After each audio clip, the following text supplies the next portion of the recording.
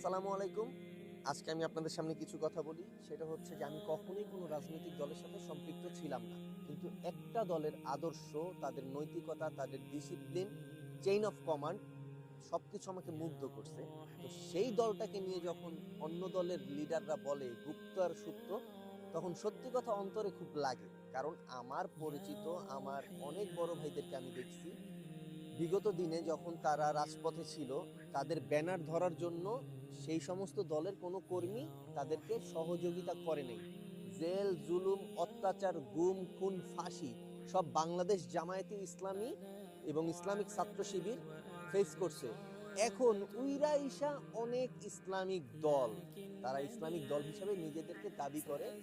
তারা নাকি 143টা আসনে এ গ্রেডে আছে এবং তারা এককভাবে নির্বাচন করবে। কারণ এই দলটা বিগত দিন থেকেই গাদ্দার হিসেবেই ছিল, এখনো গাদ্দার হিসেবে আছে। তাতে যদি কেউ রাগ করে, ক্ষোভ করে, অভিমান করে, আমার সাথে কথা বলা বন্ধ করে দেয়, তাতে আমার কোনো কিছু যায় আসবে না। কারণ আমি আমার সংগঠনকে ভালোবাসি আল্লাহ এবং আল্লাহ রাসূলের জন্য।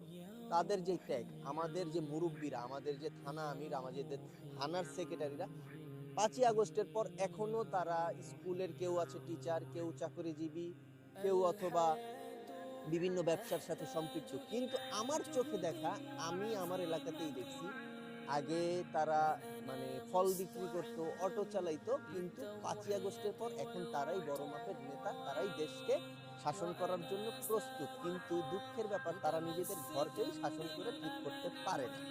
তো যারা এই গুপ্ত আর সুপ্ত আখ্যায়িত দিতেছে, আর যারা 143টা আসনে এ গ্রেডে আছে, ইনশাল্লাহ আল্লাহ সত্যের পক্ষেই থাকবে। আসন্ন জাতীয় নির্বাচনে আমরা দাঁড়িপাল্লায় ভোট দিব। সেই ক্ষেত্রে আমরা শাপলাকলিতেও ভোট দিব, দাঁড়িপাল্লাও ভোট দিব, যে যে যার স্থানে থাকবো। মানে আমি যেটা বুঝাতে চাইছি, যে যেটার স্থানে থাকবো, যার আসন যেখানে হবে সে ওইটাতে 10 দলীয় জোটে অংশগ্রহণ করব। এবং অবশ্যই আমরা হ্যাঁ ভোটে ভোট দিয়ে জাতির সামনে সুন্দর একটা বাংলাদেশ প্রেজেন্ট করবো ইনশাআল্লাহ।